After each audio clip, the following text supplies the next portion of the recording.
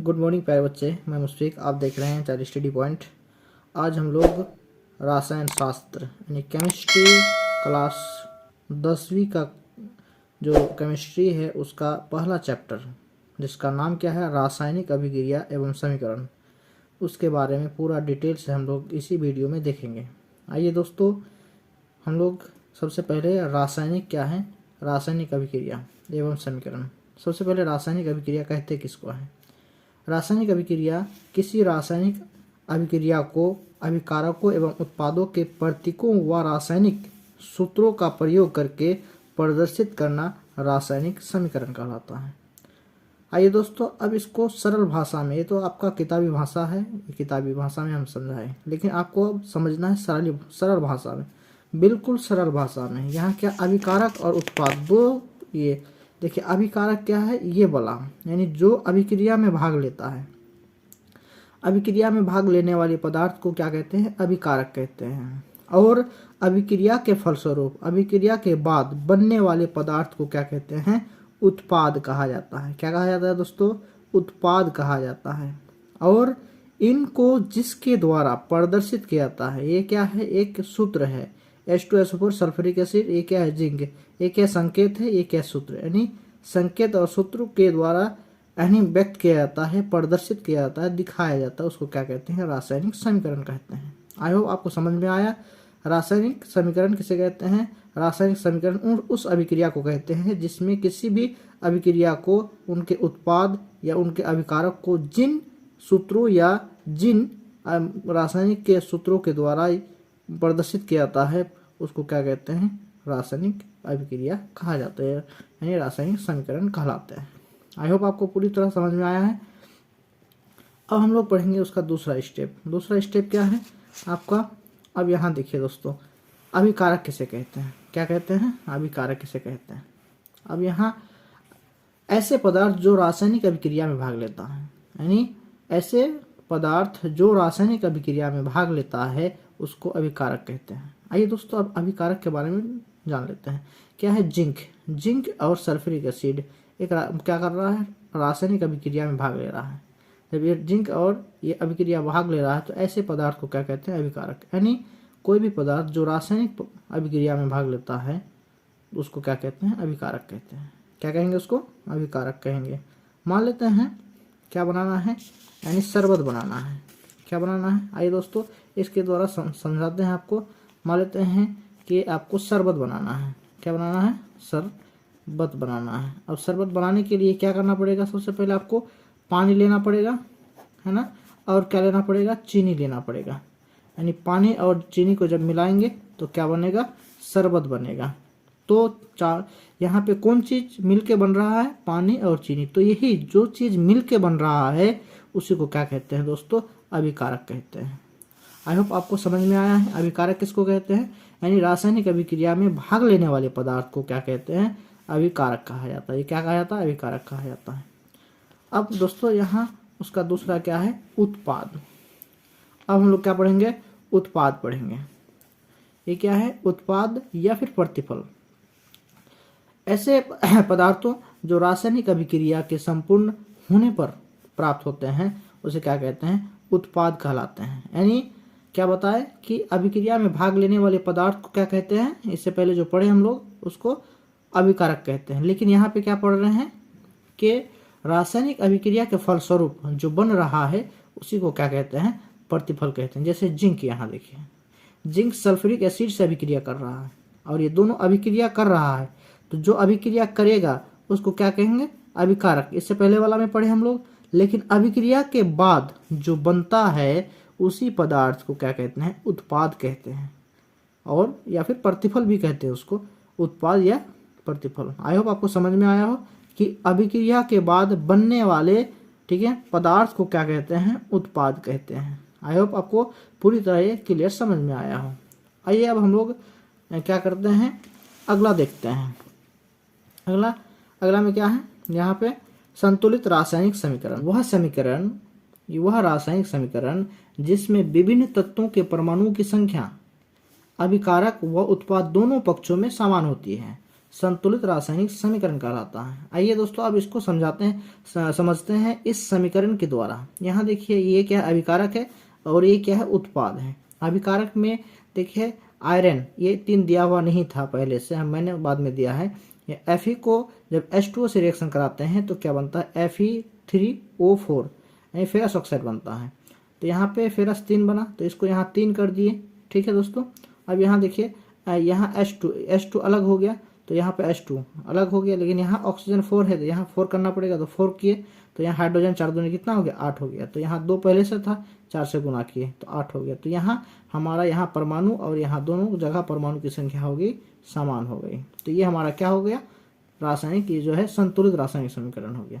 जब दूसरा समीकरण में भी समझ लेते हैं इसको। जैसे H2 को जब ऑक्सीजन के साथ रिएक्शन कराते हैं, हाइड्रोजन को ऑक्सीजन के साथ रिएक्शन कराते हैं तो क्या बनता है H2 यानी जल बनता है। अब यहाँ जल में क्या है H2O यानी हाइड्रोजन कितना है 2 और यहाँ पे क्या है ऑक्सीजन क्या है 1 है। ये 2 बाद में लगाया गया संतुलित करने के बाद।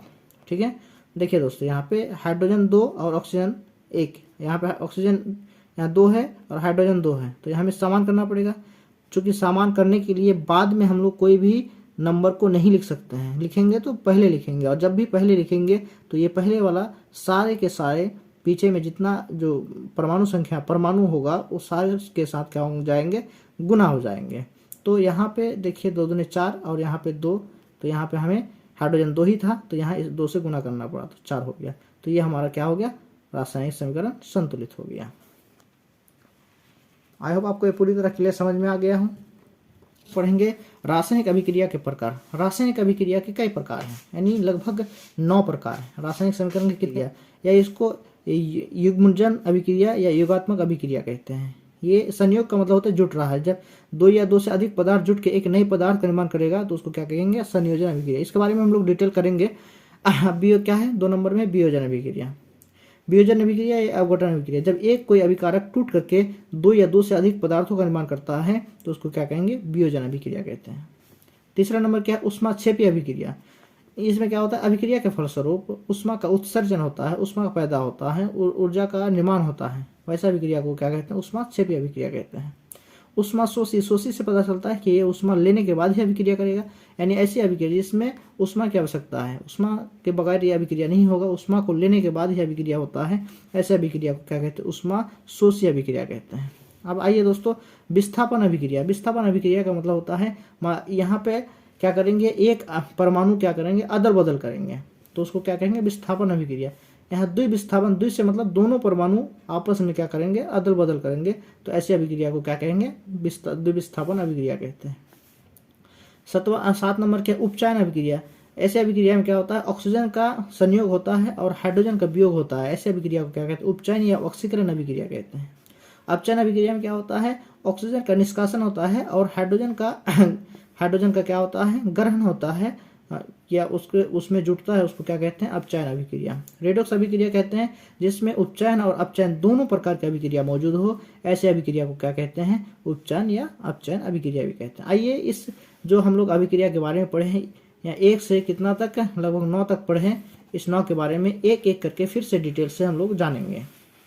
आइए सबसे पहला अभिक्रिया क्या था संयोजन अभिक्रिया। संयोजन अभिक्रिया में क्या होता है कि इस अभिक्रिया में 2 या 2 से अधिक अभिकारक मिलकर एकल उत्पाद का निर्माण करते हैं, ऐसी अभिक्रिया को क्या कहते हैं संयोजन अभिक्रिया कहते हैं। अब संयोजन अभिक्रिया को समझिए कि यहाँ पे अब ध्यान दीजिए कि यहाँ पे A है मेरा, संयोजन अभिक्रिया में क्या होगा A और प्लस B, इसको जब अभी A को B के साथ अभिक्रिया कराएंगे तो ये 2 अलग अलग पदार्थ है, A और B क्या है अलग अलग पदार्थ हैं, ये दोनों पदार्थ मिल करके एक नया पदार्थ का निर्माण करेगा, क्या है AB बन गया। एक क्या एक पदार्थ है यहाँ पे क्या 1 और यहाँ 1, 2 पदार्थ मिलके कितना पदार्थ का निर्माण कर रहा है एक पदार्थ का निर्माण कर रहा है, यानी संयोजन अभिक्रिया जिसमें 2 या 2 से अधिक पदार्थ मिल करके एक नए पदार्थ का क्या करते हैं निर्माण करते हैं। आइए इसको उदाहरण के द्वारा भी हम आपको समझाते हैं।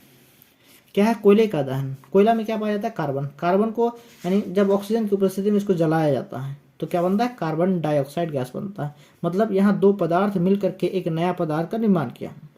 दूसरा क्या है जल का निर्माण, यानी जैसे हाइड्रोजन को ऑक्सीजन के साथ जब मिलाए तो 2 पदार्थ मिला और फिर एक नया पदार्थ बना जिसका नाम क्या है H2 यानी जल। तीसरा क्या, गंधक का दहन, जब गंधक को सल्फर भी कहते हैं, सल्फर को जब ऑक्सीजन के साथ अभिक्रिया कराते हैं, यानी दो पदार्थ को जब अभिक्रिया कराते हैं तो एक नए पदार्थ का निर्माण करता है, जिस नए पदार्थ का नाम क्या है सल्फर डाइऑक्साइड।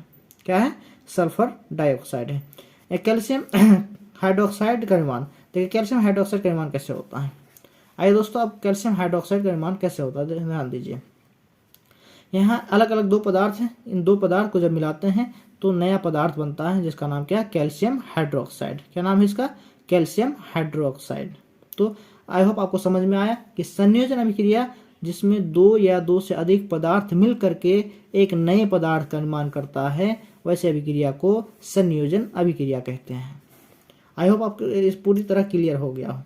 अब हम लोग इसका जस्ट उल्टा, जस्ट ऑपोजिट, इसका नाम क्या है वियोजन अभिक्रिया। क्या है, वियोजन अभिक्रिया। इसका जस्ट उल्टा क्या है, वियोजन अभिक्रिया। आइए दोस्तों इस अभिक्रिया को आपको समझाते हैं। ठीक है, वियोजन का मतलब कोई एक पदार्थ टूट करके, आइए ध्यान दीजिए यहाँ दोस्तों, जैसे यहाँ पे क्या बना था, दो अलग अलग पदार्थ मिलकर के एक नया पदार्थ बना था, लेकिन इसमें ऐसा नहीं है। इसमें एक नया पदार्थ टूट करके दो अलग अलग पदार्थ बनेगा, यानी एक दो से अधिक भी बन सकता है, दो तीन कुछ भी बन सकता है। तो कोई एक पदार्थ टूट करके दो या दो से अधिक अलग अलग पदार्थ का निर्माण करता है, ऐसे अभिक्रिया को क्या कहते हैं, वियोजन अभिक्रिया कहते हैं। क्या कहेंगे इसको, वियोजन अभिक्रिया कहते हैं। आइए दोस्तों इसको हम किताबी भाषा में समझाते हैं, ऐसे तो भाषा में आपको समझ में आ गया हो। वह अभिक्रिया जिसमें एक अभिकारक टूटकर दो या दो से अधिक उत्पाद बनाता है उसे वियोजन अभिक्रिया कहते हैं। वही बात बताए, जैसे यहाँ फेरस सल्फेट, फेरस सल्फेट को जब गर्म करते हैं तो इसमें क्या होता है, गर्म करने से फेरस ऑक्साइड और सल्फर डाइऑक्साइड, सल्फर ट्राइऑक्साइड, ये अलग अलग अणु में टूट जाता है। तो मतलब एक पदार्थ टूट के दो या दो से अधिक अणुओं का निर्माण या पदार्थों का निर्माण करता है, उसी को क्या कहते हैं, वियोजन अभिक्रिया कहते हैं। वियोजन मतलब टूटना, इसको अपघटन भी कहते हैं। क्या कहते हैं, अपघटन। अब यहाँ देखिए कैल्शियम कार्बोनेट की वियोजन। कैल्शियम कार्बोनेट को जब गर्म करते हैं तो कैल्शियम ऑक्साइड अलग हो जाता है और कार्बन डाइऑक्साइड गैस निकलता है। मतलब एक पदार्थ टूट करके दो या दो से अधिक पदार्थों का निर्माण कर रहा है। तीसरा है, और तीसरा एग्जाम्पल ले लेते हैं, जब सिल्वर ब्रोमाइड की वियोजन, यानी सिल्वर ब्रोमाइड को जब गर्म करते हैं धूप में तो क्या होता है, ये टूट करके दो पदार्थ का निर्माण करता है जिसमें सिल्वर और ब्रोमाइड अलग अलग हो जाता है। आई होप आपको ये पूरी तरह क्लियर समझ में आया हो। संयोजन में क्या करना है, दो या दो से पदार्थ मिल करके एक नया पदार्थ बनाता है, जबकि वियोजन में एक पदार्थ टूट करके दो या दो से अधिक पदार्थ। तीसरा नंबर हम लोग पढ़ेंगे ऊष्माक्षेपी अभिक्रिया। ऊष्माक्षेपी अभिक्रिया किसको कहते हैं, छेपी का मतलब छोड़ना, छेपी मतलब छोड़ना, यानी छेपी लिखा हुआ मतलब छोड़ना, यानी अभिक्रिया। वह अभिक्रिया जिसमें ऊर्जा के फलस्वरूप, यानी ऊर्जा के रूप में उत्सर्जित होता है, यानी अभिक्रिया के फलस्वरूप क्या होता है, ऊर्जा उत्सर्जन होता है, ऊष्मा छोड़ा जाता है, ऐसे अभिक्रिया को ऊष्माक्षेपी अभिक्रिया कहते हैं। जैसे यहाँ देखिए, जब मीथेन को ऑक्सीजन की उपस्थिति में जलाते हैं तो उसमें क्या होता है, कार्बन डाइऑक्साइड गैस निकलता है, जल वाष्प निकलता है और साथ ही साथ ऊर्जा निकलता है, यानी जिसको हीट एनर्जी के रूप में निकलता है या लाइट एनर्जी के रूप में निकलता है। मतलब इसमें क्या हो रहा है, ऊष्मा छोड़ रहे हैं। क्या छोड़ रहे हैं, ऊष्मा छोड़ रहे हैं। दूसरा नंबर में एग्जाम्पल ले लेते हैं, क्या है, श्वसन एक ऊष्माक्षेपी अभिक्रिया। क्वेश्चन आता है कि श्वसन कैसी अभिक्रिया है, ऊष्माक्षेपी अभिक्रिया है। क्योंकि हम लोग जब सांस लेते हैं तो सांस लेने के दौरान ये हमारा ऑक्सीजन कहाँ चले जाता है, ये ऑक्सीजन माइटोकॉन्ड्रिया में चले जाता है और माइटोकॉन्ड्रिया में जाने के बाद वो माइटोकॉन्ड्रिया में, चूंकि माइटोकॉन्ड्रिया क्या है, power house of the cell, वहीं से ऊर्जा का निर्माण होता है, इसलिए ये ऊष्माक्षेपी अभिक्रिया कहा जाता है। क्योंकि मनुष्य को जीवित रहने के लिए हमें ऊर्जा की आवश्यकता होती है, यह ऊर्जा हमें भोजन से प्राप्त होती है। पाचन क्रिया के समय खाद्य पदार्थों में टूट जाते हैं, जैसे चावल, दाल, आलू, ये सब क्या होते हैं, टूट जाते हैं। कार्बोहाइड्रेट के टूटने से ग्लूकोज प्राप्त होता है। यह ग्लूकोज हमारे शरीर की कोशिकाओं में उपस्थित ऑक्सीजन से मिलकर हमें ऊर्जा प्रदान करता है। इस प्रक्रिया का नाम क्या है, श्वसन है। जैसे यहाँ, जैसे अनाज से हमें क्या मिला, अनाज से हमें ग्लूकोज मिला, अनाज से हमें क्या मिला, अनाज से हमें ग्लूकोज प्राप्त हुआ। ये क्या है, ग्लूकोज का सूत्र है। ग्लूकोज का सूत्र क्या है, C6H12O6। हमें क्या प्राप्त हुआ, ग्लूकोज प्राप्त हुआ। जब ग्लूकोज प्राप्त हुआ तो हम सांस में क्या लेते हैं, ऑक्सीजन लेते हैं। जब ये ऑक्सीजन लेते हैं तो हमारे शरीर में, यानी कोशिकाओं में जाने के बाद, कोशिका के अंदर माइटोकॉन्ड्रिया में जाने के बाद ये टूट जाता है और वहां से यानी एनर्जी प्राप्त होता है, साथ ही साथ यानी जलवाष्प प्राप्त होता है, और ये क्या है कार्बन डाइऑक्साइड, और कार्बन डाइऑक्साइड को हम लोग फिर क्या करते हैं छोड़ देते हैं। आई होप आपको श्वसन भी समझ में आया कि श्वसन क्या है, एक ऊष्माक्षेपी अभिक्रिया है, यानी ऊष्मा का निर्माण होता है, ऊर्जा का निर्माण होता है। ठीक है, साग सब्जियों का विघटन होकर कंपोस्ट बनना भी क्या है, एक ऊष्माक्षेपी अभिक्रिया है। यानी क्या होता है, साग सब्जी का छिलका वगैरह क्या करते हैं हम लोग फेंक देते हैं, और वो फिर सड़ जाता है, और उससे क्या होता है जो कार्बन होता है, कार्बन एक एनर्जी के रूप में प्राप्त होता है। तो क्या है, ऊष्माक्षेपी अभिक्रिया है। यानी साग सब्जियों का विघटित होकर कंपोस्ट बनना भी ऊष्माक्षेपी अभिक्रिया का उदाहरण है। आइए दोस्तों, आपको ये पूरा क्लियर समझ में आया हो। ठीक है, अब दूसरा क्या है, ये ऊष्माक्षेपी है, जस्ट उसका उल्टा क्या है, ऊष्माशोषी। मतलब ये अभिक्रिया करने के लिए इनको क्या चाहिए, इनको चाहिए ऊष्मा, बिना ऊष्मा का ये अभिक्रिया नहीं कर सकते हैं।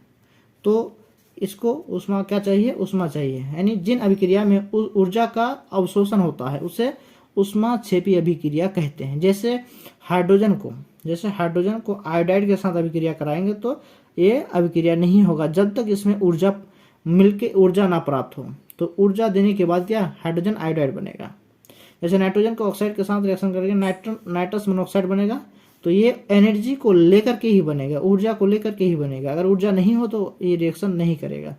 तो यहाँ उस रिएक्शन करने के लिए ऊष्मा की आवश्यकता होती है, तो उसको ऊष्माशोषी अभिक्रिया कहते हैं। और रिएक्शन के बाद जब ऊष्मा का उत्सर्जन होता है तो उसको क्या कहते हैं, उसको ऊष्माक्षेपी अभिक्रिया कहते हैं। आई होप आपको ये पूरा क्लियर समझ में आया। नंबर क्या है, विस्थापन अभिक्रिया। विस्थापन से पता चलता है कि स्थान को चेंज कर रहा है। क्या कर रहा है, स्थान को चेंज कर रहा है। विस्थापन अभिक्रिया ऐसी अभिक्रिया जिसमें किसी यौगिक के अणु के किसी एक परमाणु अथवा समूह के स्थान पर कोई दूसरा परमाणु अथवा समूह आ जाता है, उसको क्या कहते हैं, विस्थापन अभिक्रिया। मतलब क्या होता है कि इसमें ये समूह जो है पहले से मौजूद, इस समूह में क्या होता है, अपना जो परमाणु क्या कर रहा है, वो चेंज कर रहा है, अदल बदल कर रहा है। मतलब यहाँ देखिए, जिंक को कॉपर सल्फेट के साथ जब रिएक्शन कराते हैं तो जिंक क्या होता है, यानी कॉपर की जगह जिंक आ जाता है और कॉपर को अलग करके ये कर देता है। ये ऐसा क्यों होता है, चूंकि कॉपर जो है, जिंक जो है कॉपर से अधिक क्रियाशील है, जिसकी वजह से क्या होता है, जिंक कॉपर की जगह ले लेता है और कॉपर को अलग करके यहाँ अलग कर देता है। आई होप समझ में आया।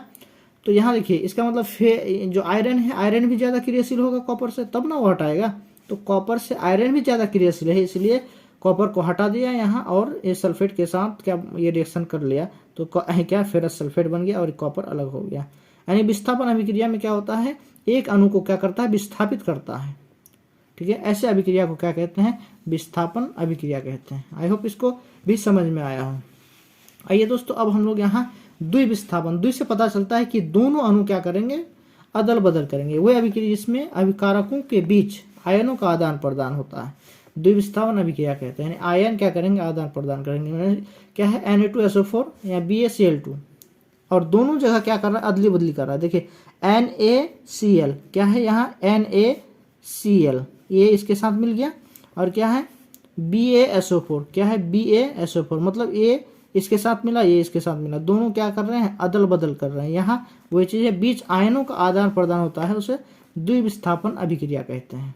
यानी एकल विस्थापन में क्या, एक आयन क्या करते थे, वो अदल बदल करते थे, लेकिन इसमें क्या है, डबल, दोनों आपस में क्या कर रहे हैं, अदला बदली कर रहा है। तो ऐसे अभिक्रिया को क्या कहते हैं, द्विविस्थापन अभिक्रिया कहते हैं।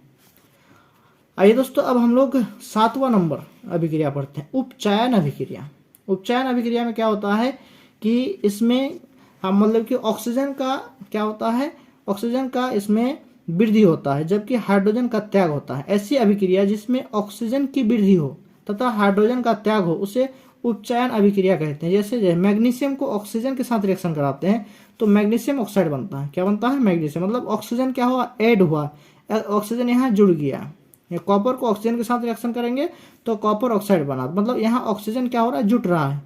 कोई भी अभिक्रिया में जब ऑक्सीजन जुटे तो उसको क्या कहेंगे, उपचयन अभिक्रिया कहते हैं। और हाइड्रोजन हटे, ऑक्सीजन जुटे या फिर हाइड्रोजन हटे, उस अभिक्रिया को क्या कहते हैं, उपचयन अभिक्रिया कहते हैं। ठीक है, अब इसी का उल्टा, जस्ट उल्टा क्या होगा, अपचयन अभिक्रिया। कौन सा अभिक्रिया, अपचयन अभिक्रिया। तो अपचयन अभिक्रिया में क्या होगा, ऑक्सीजन का क्या होगा, त्याग होगा और हाइड्रोजन का क्या होगा, ग्रहण होगा, वृद्धि होगा। आइए दोस्तों यहाँ देखते हैं, ऐसी अभिक्रिया जिसमें हाइड्रोजन की वृद्धि हो तथा ऑक्सीजन का त्याग हो, यानी ऑक्सीजन यहाँ त्याग रहा है और हाइड्रोजन क्या हो रहा है, वृद्धि हो रहा है, तो उसे उपचयन अभिक्रिया कहते हैं। जैसे कॉपर ऑक्साइड, यहाँ ऑक्साइड है पहले से, हाइड्रोजन के साथ रिएक्शन कराते हैं तो ये ऑक्सीजन क्या हो रहा है, हट रहा है, क्या हो रहा है, ऑक्सीजन हट रहा है हाइड्रोजन के साथ, मतलब यहाँ ऑक्सीजन का क्या त्याग हो रहा है, हाइड्रोजन का क्या हो रहा है, ये ग्रहण हो रहा है, मतलब हाइड्रोजन को क्या कर रहे हैं, ये ले रहे हैं। तो ऐसे अभिक्रिया को क्या कहते हैं, अपचयन अभिक्रिया। क्या कहते हैं, अपचयन अभिक्रिया, यानी जिसमें हाइड्रोजन का ग्रहण हो, हाइड्रोजन का वृद्धि हो, ऑक्सीजन का त्याग हो, ऑक्सीजन क्या हो, ह्रास हो, ऐसे अभिक्रिया को क्या कहेंगे, अपचयन अभिक्रिया कहते हैं। आई होप इसको भी आपको समझ में आया है। अब हम लोग रेडॉक्स अभिक्रिया, ये इस चैप्टर का सबसे पसंदीदा क्वेश्चन है और ये बोर्ड का सबसे ज़्यादा पसंदीदा क्वेश्चन है। आपको अगर 2 नंबर में क्वेश्चन नहीं देगा तो इसमें आपको ऑब्जेक्टिव हर हाल में देगा, आपको ये ऑब्जेक्टिव में देखने को मिलेगा। चाहे सब्जेक्टिव में तो ऐसे देता ही है, लेकिन अगर बाय द वे सब्जेक्टिव में नहीं दिया तो ऑब्जेक्टिव में आपको हर हाल में आपको देखने को मिलेगा, ये 100% श्योर है। आइए दोस्तों अब रेडॉक्स अभिक्रिया को देख लेते हैं। जिन रासायनिक अभिक्रिया में उपचयन और अपचयन अभिक्रियाएं साथ साथ होती है, यानी एक साथ होती है, ऐसे अभिक्रिया को रेडॉक्स अभिक्रिया कहते हैं। क्या कहते हैं इसको, रेडॉक्स अभिक्रिया। देखिए यहाँ कॉपर ऑक्साइड को हाइड्रोजन के साथ रिएक्शन कराएंगे तो क्या हाइड्रोजन के साथ क्या होगा, ऑक्सीजन मिल रहा है, मतलब ये जब कोई भी चीज में ऑक्सीजन मिले, जब कोई भी चीज में ऑक्सीजन मिले तो उसको क्या कहेंगे, उसको उपचयन अभिक्रिया कहते हैं। यानी ऑक्सीजन का वृद्धि एवं हाइड्रोजन का त्याग, उसको क्या कहते हैं, उपचयन अभिक्रिया। और यहाँ ऑक्सीजन का त्याग, हाइड्रोजन की वृद्धि क्या होगा, अपचयन कहा जाता है। यानी यहाँ देखिए, यहाँ ऑक्सीजन जुट रहा है और यहाँ ऑक्सीजन त्याग कर रहा है, ऑक्सीजन जुट रहा है, ऑक्सीजन त्याग, जब जुटेगा तो उपचयन, जब त्याग होगा तो अपचयन। क्या होगा, अपचयन। आपको ये समझ में आया प्यारे बच्चों। अब हम लोग जितना भी अभिक्रिया है उसको फिर से हम लोग एक बार संक्षिप्त में लेंगे। तो इसको सबसे पहले पढ़ लेते हैं, उसके बाद संक्षिप्त में लेते हैं। दैनिक जीवन में अपचयन अभिक्रिया का प्रभाव, यानी उपचयन अभिक्रिया के प्रभाव। उपचयन का मतलब कौन कौन से अभिक्रिया में ऑक्सीजन मतलब कि ग्रहण होता है, वृद्धि होता है, जिसकी वजह से क्या होता है, अलग अलग अभिक्रियाएं होती है। जैसे संक्षारण, संक्षारण का मतलब होता है ऑक्सीजन से रिएक्शन करके उस धातु में या उस वस्तु को खराब हो जाना। जैसे जब कोई धातु अपने आसपास अम्ल या अर्धता, मतलब अर्धता का मतलब नमी अधिक के संपर्क में आती है तब ये संक्षारित होती है। इस प्रक्रिया को संक्षारण कहते हैं। ये क्वेश्चन आपको 2 नंबर में आएगा, इसको याद कर लीजिए दोस्तों। अब उदाहरण इसका देखते हैं। जैसे चांदी के ऊपर काली परत, यानी चांदी देखे होंगे आप, क्या होता है, कुछ दिन के बाद काली हो जाती है। क्यों होता है, क्योंकि ऑक्सीजन के संपर्क में रहने की वजह से वो क्या होता है, धीरे धीरे काली होना शुरू हो जाता है। तो ये क्या कौन सा अभिक्रिया हो रहा है, उपचयन। अगर पूछा जाए कि लोहे का जंग लगना किस तरह का अभिक्रिया है, तो उपचयन अभिक्रिया है। अब मान लेते पूछा जाए कि तांबे के ऊपर हरी परत चढ़ना, तो क्या होगा, कौन सा रिएक्शन हो रहा है उसके साथ, तो उपचयन अभिक्रिया। मतलब इसके साथ हर जगह ऑक्सीजन का क्या हो रहा है, मिलान हो रहा है, ऑक्सीजन में वृद्धि हो रहा है, जिसकी वजह से इस तरह की प्रक्रिया।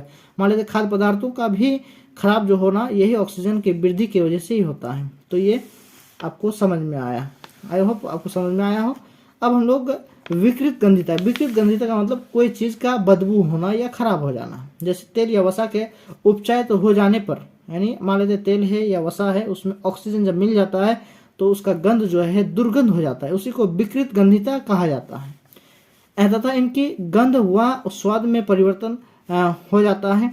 इनमें प्रत्यऑक्सीकारक मिलाकर अथवा भोज्य पदार्थों को निर्वातित पात्रों में रखकर अथवा उसमें नाइट्रोजन प्रवाहित करके इस प्रक्रिया को रोका जा सकता है। मान लेते हैं यहाँ बोला है कि कोई भी खाद्य पदार्थ को, तो उसको ऑक्सीजन से मतलब दूर करके उसको क्या किया जा सकता है, उसको गंध या खराब होने से बचाया जा सकता है। जैसे चिप्स में क्या करते हैं, या फिर देखे होंगे मिठाई वगैरह का दुकान में क्या करते हैं, उसको अल्मुनियम का या चांदी का क्या किया जाता है, लेप चढ़ाया जाता है, ताकि वो लंबे दिनों तक रह सके और ऑक्सीजन से संपर्क ना हो। यानी जब ऑक्सीजन से संपर्क नहीं होगा तो वो चीज़ लंबे समय तक रह पाएंगे।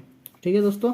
अब यहाँ देखिए चिप्स के बारे में जो बता रहे थे, यहाँ चिप्स के बारे में देख लीजिए। आलू की चिप्स की थैलियों में नाइट्रोजन भरा रहता है, जिसकी वजह से लंबे समय तक रहता है। चूँकि नाइट्रोजन भरा रहेगा तो ऑक्सीजन नहीं रहेगा, और ऑक्सीजन नहीं रहने की वजह से ये लंबे समय तक इसको रखा जा सकता है। आई होप आपको ये पूरी तरह क्लियर समझ में आया हो। अगर आपको नोट्स चाहिए तो हमें इस चैनल में क्या करेंगे, आपको कमेंट में जाकर के कमेंट करेंगे, आपको मैं नोट्स प्रोवाइड करा दूंगा। जितना भी आप आज केमिस्ट्री का क्लास लिए हैं पहला चैप्टर, और पहला चैप्टर का सारा नोट्स मेरे पास क्लियर है, और बायोलॉजी का भी है और फिजिक्स का भी है। एक एक करके आपको नोट्स प्रोवाइड करा दूंगा।